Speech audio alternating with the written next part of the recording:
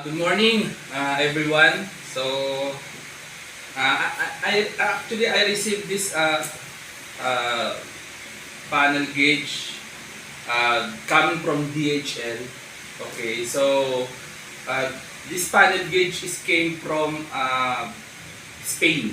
Okay, so port of Spain. So this is my first time I received this panel gauge or our customer that outside of our country. So by the way, for everyone who subscribes, so this is the first time also that I speak on other language. So if there's some inappropriate words, so just maybe I'm sorry for that, but maybe you can understand. So let's do this. So let's check and see who is this one. So okay.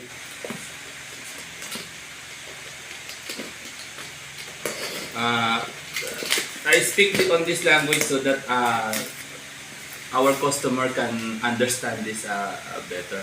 Okay. So the name, shout out Frank Matthews. So Frank Matthews from Chase Village, Carapichaima, Port of Spain, Trinidad and Tobago. So Port of Spain, Tobago. So Port of Spain, so my interpretation, this is where you transact the shipment of different couriers or anything that transportations within the sea. Okay. Okay, let's do this one. So let's check. So this one is from the package from DHL. Okay. We already communicated this customer long time ago, but then I think around 2 or 3 months. So I told him that if he can trust me, so he can ship this panel gauge here on the Philippines. But I don't know how much is the freight cost, but maybe it's just a little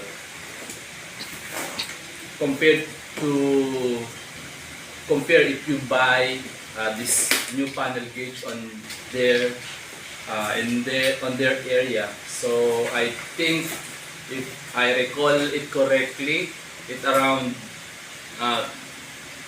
50 or 67,000 in peso value.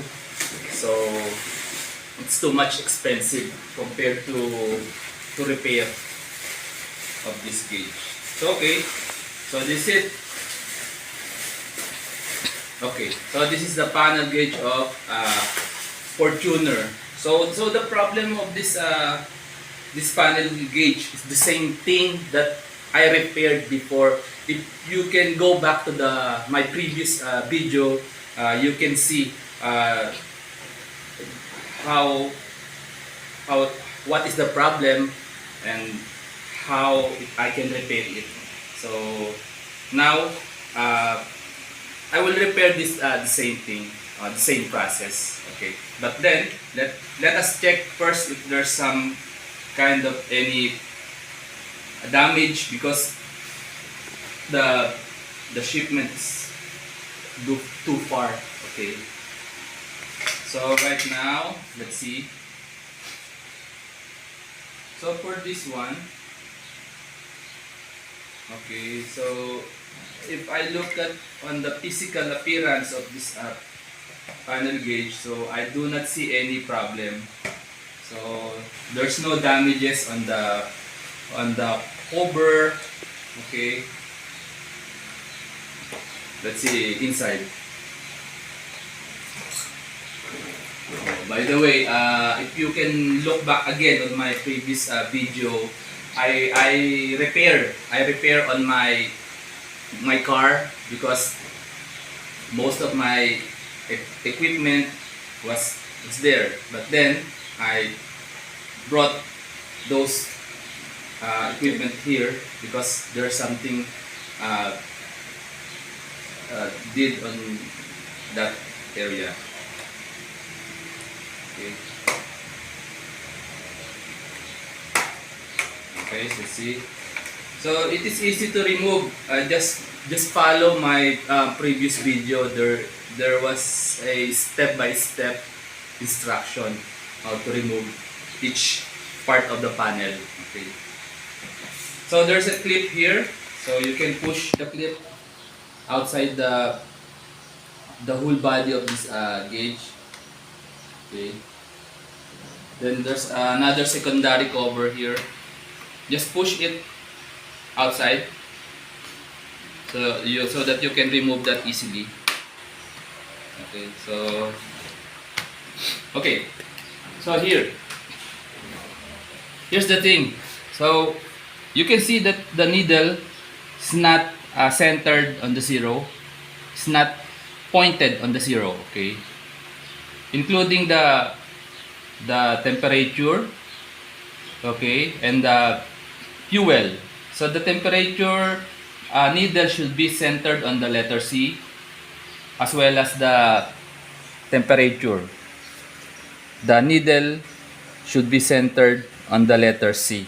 But now you can see very much offset, including the kmh. You know why? The reason here is because of the transportation. Because the transportations, once you ship it, it vibrates. So once it vibrates, so the needle was sometimes misplaced or misaligned. Okay, that's the problem. So that's why sometimes when my customer or the area of my customer is too far, or let's say for example if we took around a weeks, or let's say 3 days or 4 days, I put it on the big box, okay, to avoid any damage. Then I set it on the center, here on the center, okay, so that if the item or the box vibrate during transportation, it will not misalign. There's a certain allowance. Okay, if this will change, for example, I set this into 100 and due to vibration because of the transportation, and if this will change, then if this will slight change only by this sample like that. Okay, let's start. So we will remove this needle by using this equipment. It is easy to remove. Okay, then let's remove this plastic cover. Then there was a screw. There was a screw here, the tool screw. Okay, you can remove this by this screwdriver. Okay, this is just only a 2 screw. Other than that, so no one inside. This is no one inside on the gauge. Just only 2 screw. So other than that, all of the assembly is more on the clip assembly. Okay, so we can remove this one.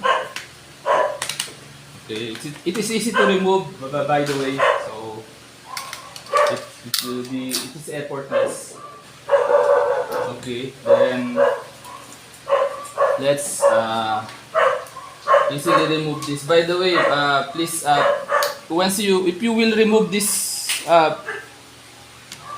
board or this PCB, just to make sure to very careful if you will remove this LCD, okay, because this LCD is very brittle. Okay. Just insert a metal in between this, then twist it, okay, then the LCD fall. Then you can remove this now. Okay.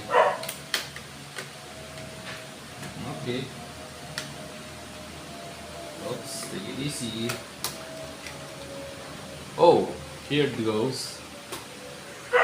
So as you can see, most of the LED already burned. Okay. Discolored. Already discolored. It's already brown. So this need also to replace. I already asked my customer Matthew that although he agreed that the LED will be replaced, and he already picked design or certain design color combination for this particular LED. So I will show you after this, after I repaired, I will show you that so that our customer can see also. Okay. By the way, so before I start, I need to check or to power up this board so that our customer may see the problem. And I need to validate this board. Board. Okay.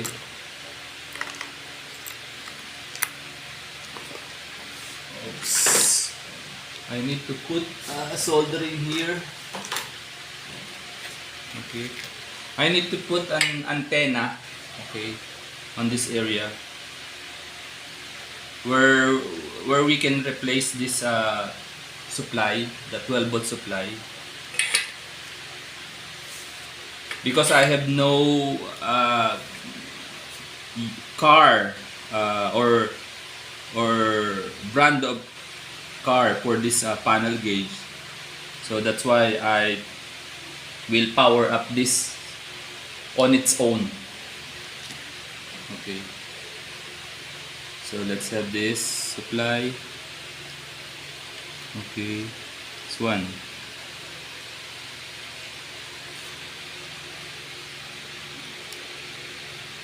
Okay, there it goes. Okay, so then let's have a power supply, 12 volts.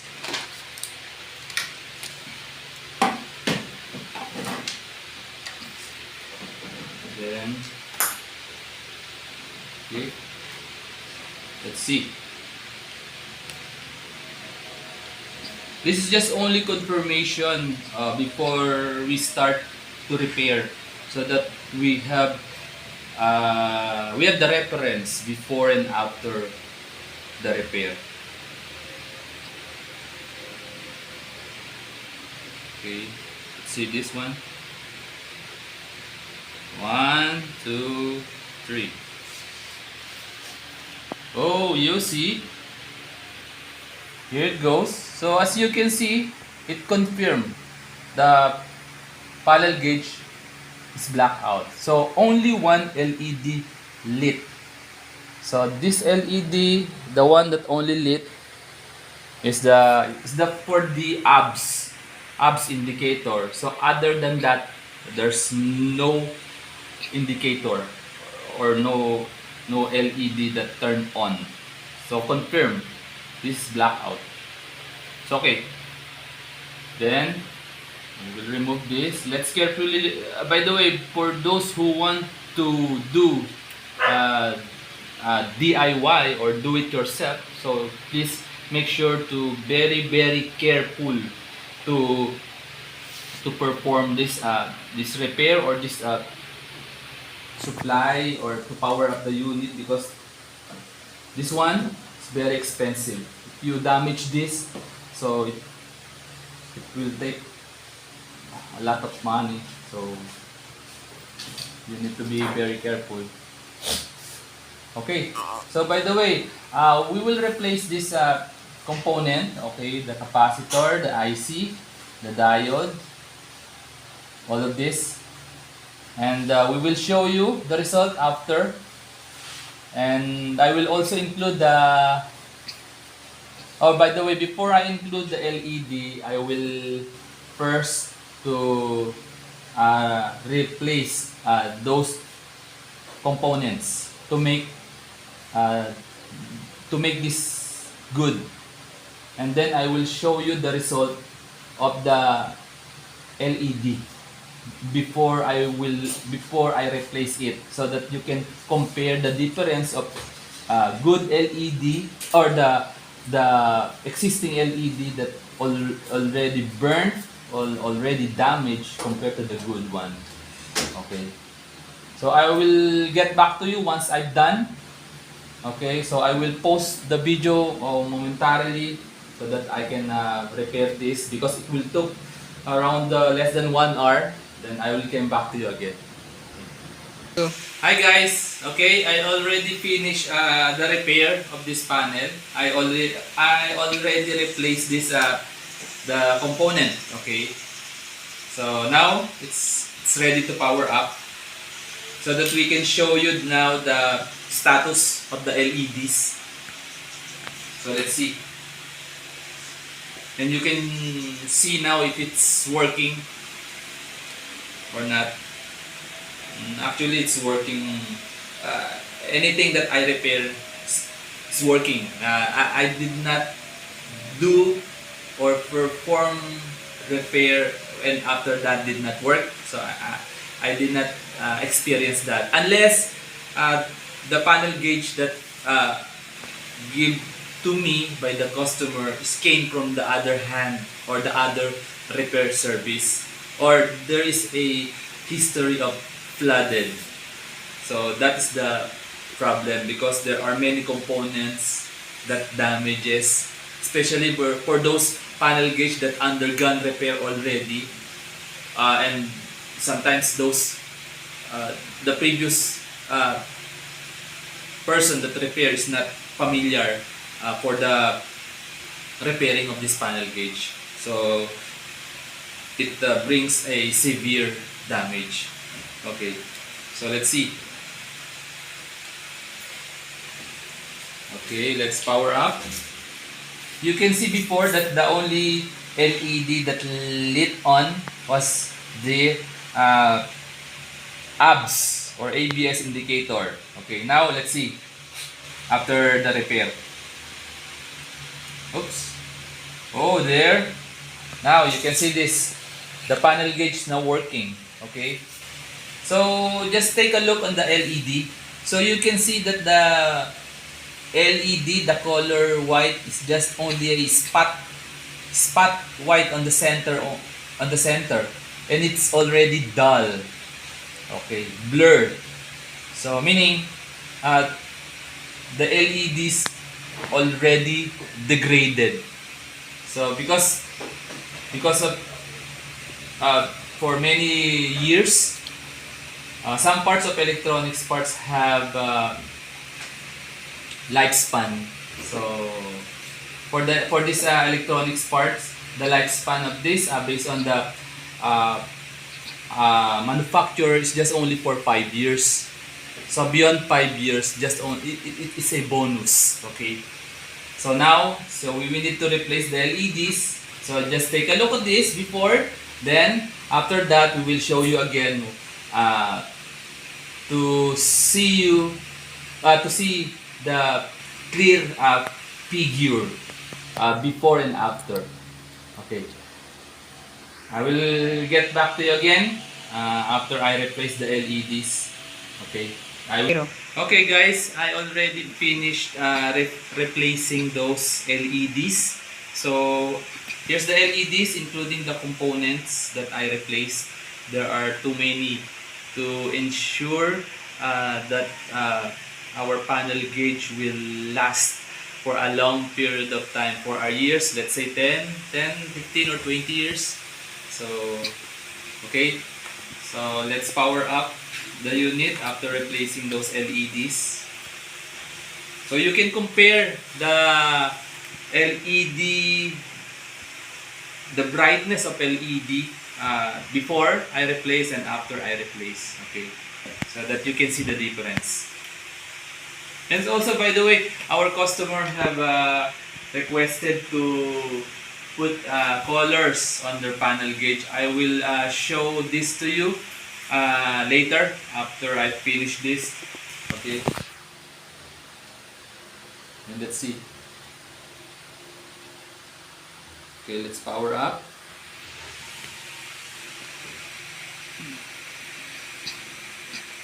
Okay, 1, 2, 3. Oh, there it goes. Oh, it's too bright. It's brighter now than before. Okay, because the LED already new. Okay, and then let's count the LEDs. So the LEDs are 21 pieces. So let's count it to make sure that the LEDs are properly placed and complete.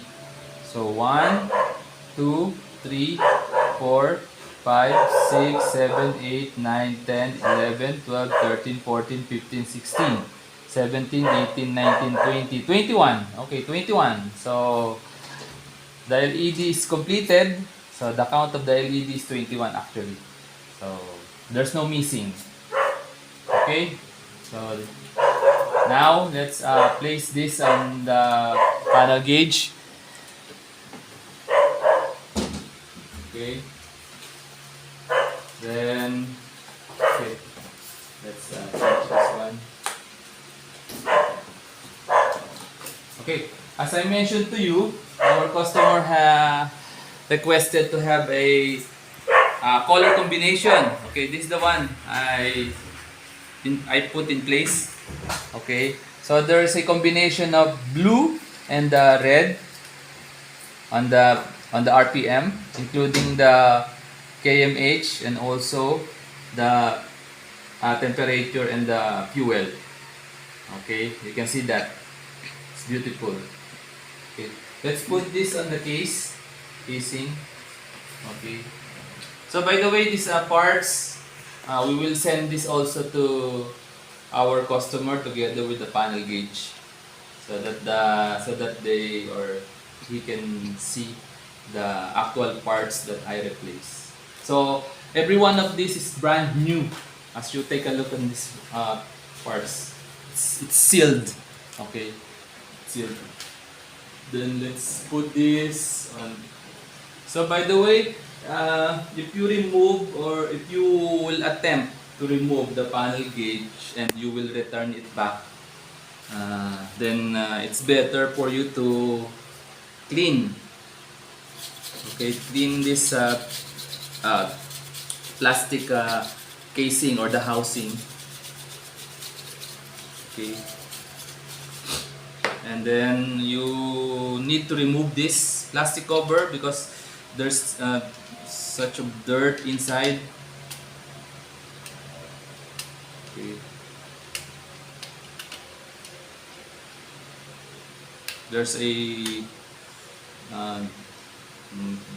dust, okay, inside this area, because this area, the RPM is close to the aircon, vent, so that once the aircon blow, then some dust stuck on inside of the RPM area. Okay. So it's better you to clean this. It's by the way, it's easy to remove. So it is just only a clip. Okay. Then you can turn back again. Then let's place this board on this casing. Okay. So it's easy because this is just only a clip type. You can push this down once you inserted.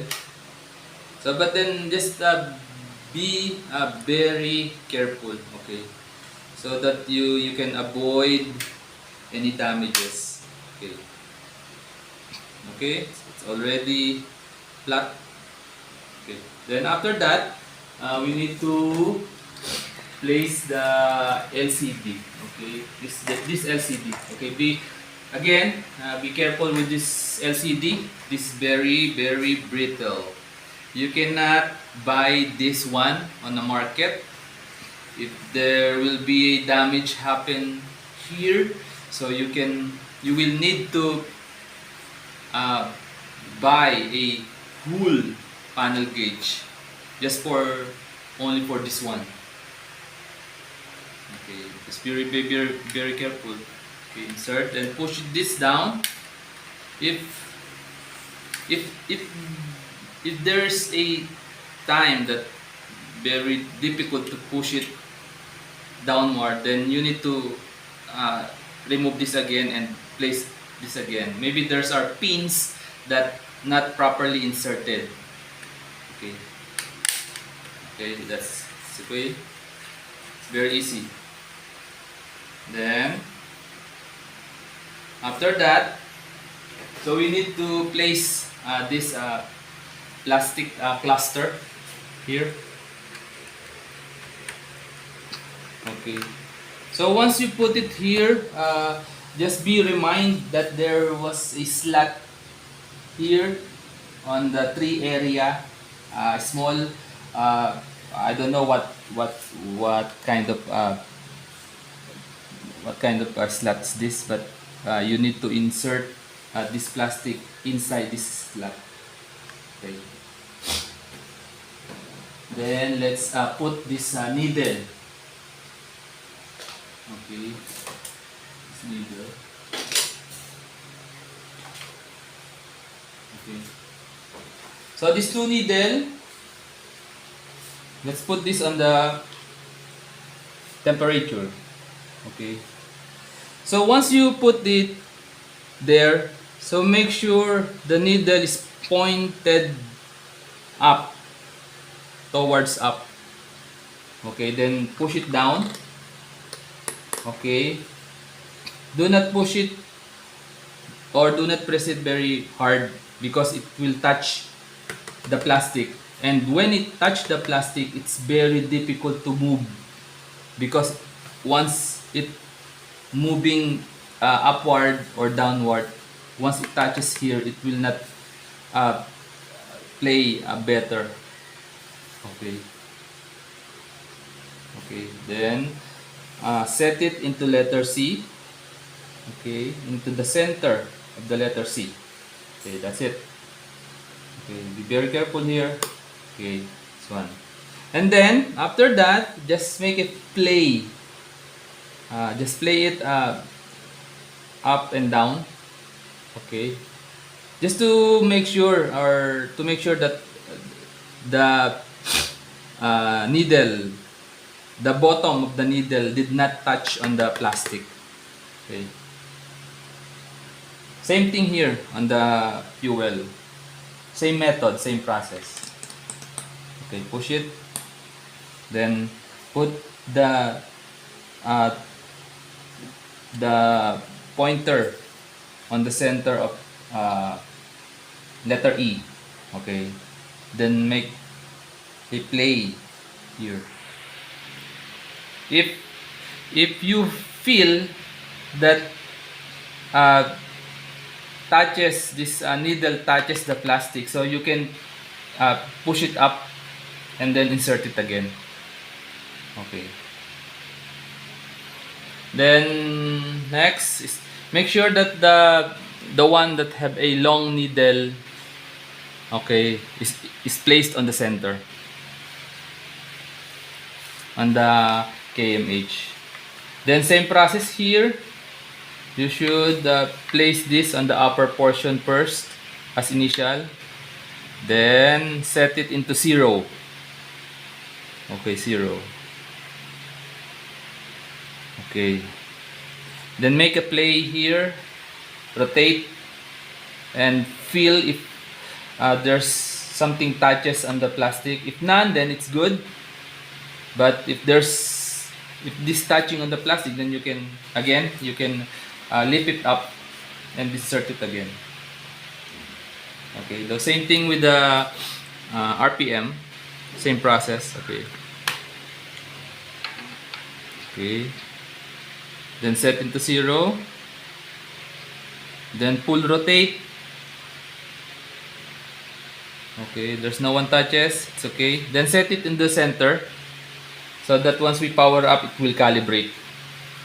Okay, then after that, Uh, then let's put this secondary cover. But before we put this on the board, on the casing, so we need to clean this up by using the brush or any towel, clean towel, just to remove the dirt and the dust. Okay, it's good. Then push it down. Make sure that the clip is properly inserted on each area.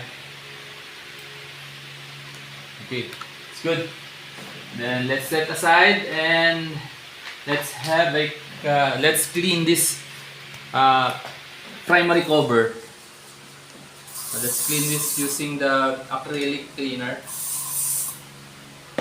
Okay, so that it will become shine and brand new. Okay, that's it.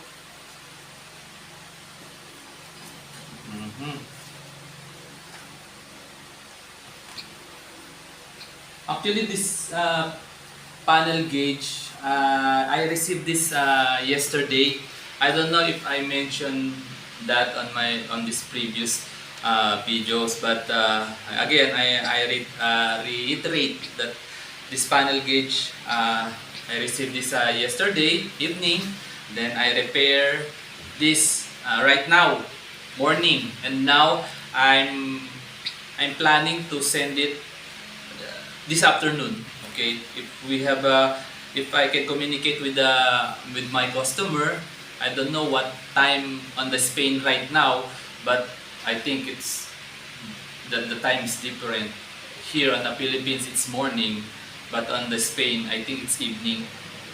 I don't know, let's see after we finish this.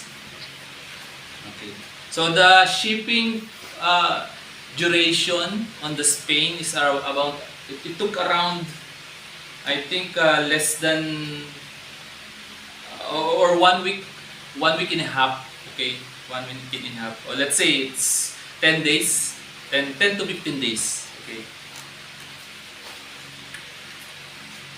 but here on the Philippines, Luzon, Visayas, Mindanao, okay, the maximum shipping is around 3 days. Okay, 3 days.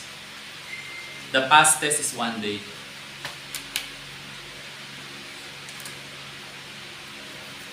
Okay, it's already clean. It's already new. So you cannot to buy a new one. The only thing is to repair this and clean this. Okay, let's put this one. Okay, it's good. Now let's do power up. Okay, I need to replace this using power supply. Okay. Okay, so I need to power up this after I repair, because I need to make sure to calibrate the RPM or all of the needles. Okay, and then okay, you will see after, once I power up, you will see that the needle will calibrated or will bring down to 0, indicate that the panel gauge is calibrated properly. And you can see now the result of the brand new panel gauge with very sporty looks. Okay, 1, 2, 3. Okay, you see. Okay, it's calibrated now. Wow, it's beautiful. Very beautiful. Okay, it's working already. Wow, the best. Okay, it's done. It's now ready to ship. Okay. So let's see if I can communicate today with our customer from Spain, and let's check if we can if we can we can settle this. So okay guys, before I repaired the panel gauge just only for the local Luzon, Visayas, Mindanao, nationwide, but now it's goes to international. Okay, so thank you from Spain, Sir Matthew. Thanks for trusting and with no hesitation to bring to me your gauge to repair. Okay, so thank you very much. This is a great opportunity. Thank you so much. Okay, guys, uh, for my information, you can check my YouTube video and check my description there, including my cell phone number. You can text me or call me if you have problem on your panel gauge, and let's see if I can help, then I may do so. Okay, so again, thank you very much, Sir Matthew. Thank you. Okay, bye bye.